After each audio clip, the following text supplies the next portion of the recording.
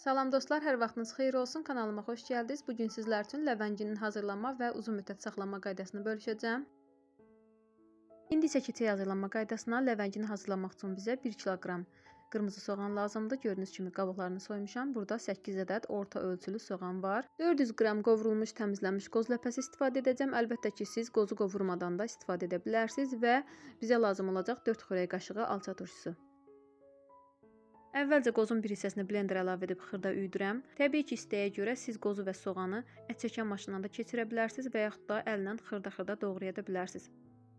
Gördüyünüz kimi qozun bir hissəsini xırda üyütdüm. Yerdə qalan qozu isə blenderdən daha çox keçirdərək əzirəm, yəni yağı çıxana qədər üyüdürəm və ikisini birlikdə qarışdırıram.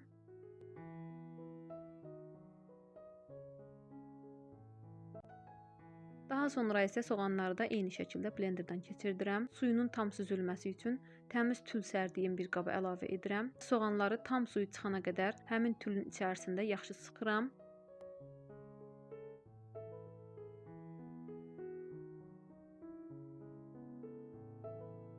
İstifadə etdiyim ərzaqların miqdarını videonun açıqlama bölməsində qeyd edəcəm. Təbii ki, verdiyim ölçüləri azaldıb və ya çoxaldaraq istədiyiniz qədər ləvəngi hazırlaya bilərsiniz.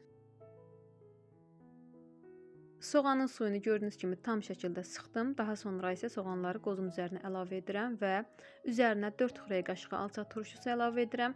1 çay qaşığı duz və yarım çay qaşığı istiot əlavə edərək yoğurmağa başlayıram. Bütün ərzaqlar eyni tərkib olana qədər yoğrulmalıdır. Ləvəngini hazırladıqdan sonra isə 2-3 saat gözlədirik. Ərzaqların dadı bir-birinə daha yaxşı çıxsın deyə. Daha sonra isə əlbəttə ki, istifadə edə bilərik.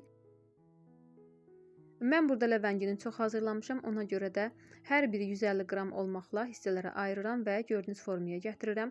Daha sonra isə buzluqda dondururam. Donduqdan sonra isə çıxardıb paketlərə yığıram və təkrar buzluğa yerləşdirirəm. Və ləvəngləri buzluqda istədiyiniz qədər donmuş halda saxlaya bilərsiniz. Daha sonra isə bizə lazım olduqda çıxardıb istifadə edirik. Belə olan halda əlimizin altında hər zaman hazır ləvəngimiz olur. Əgər videom sizlər üçün faydalı oldusa, o zaman bəyənməyi və fikirlərinizi qeyd etməyi unutmayın. İzlədiyiniz üçün hər birinizə təşəkkür edirəm. Sağ olun, sağlıqla qalın.